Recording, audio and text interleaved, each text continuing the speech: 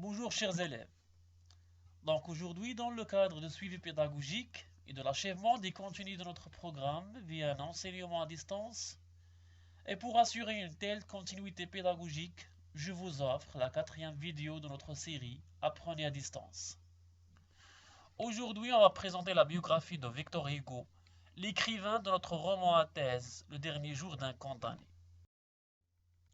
Sa naissance.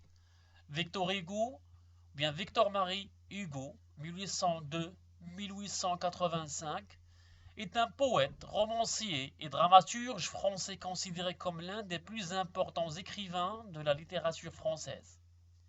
Elle est aussi une personnalité politique et un intellectuel engagé qui a compté dans l'histoire du XIXe siècle. Victor Hugo est né le 26 février 1802 à Besançon. Il est le dernier enfant d'une famille de 3 garçons. Son père, Léopold, est un général de l'Empire napoléonien.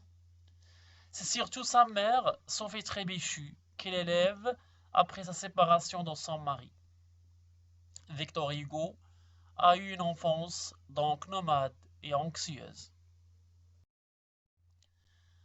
À l'âge de 14 ans, Victor Hugo écrit « Je veux être Chateaubriand ou rien ». Il avait commencé à écrire dans tous les genres poétiques et de recevoir la reconnaissance tout en restant dans son adolescence. À 19 ans, il a écrit et publié ses premiers poèmes, Odes. Elle est alors remarquée par le roi Louis XVIII qui lui verse une pension. En 1811, Hugo a été pensionnaire dans une institution religieuse de Madrid, le Collège des Nobles. Puis, l'écrivain a fait des études au lycée Louis le Grand à Paris. Malgré une scolarité erratique, l'écrivain semble déjà avoir une idée très précise sur son avenir alors qu'il est encore au lycée. Le 12 octobre 1822, Hugo a épousé son amour d'enfance Adèle Fouché. 2 ans plus tard, Adèle donne naissance à leur premier enfant, Léopoldine. Ils auront en tout 5 enfants. Le 22 mai 1885, Victor Hugo meurt d'une congestion pulmonaire, à l'âge de 93 ans.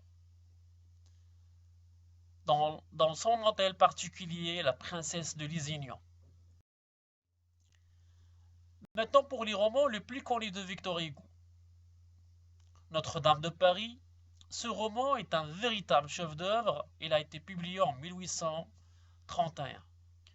Les Misérables, Paris, ou bien paru en 1862. Ce roman est l'un des plus populaires de la littérature française.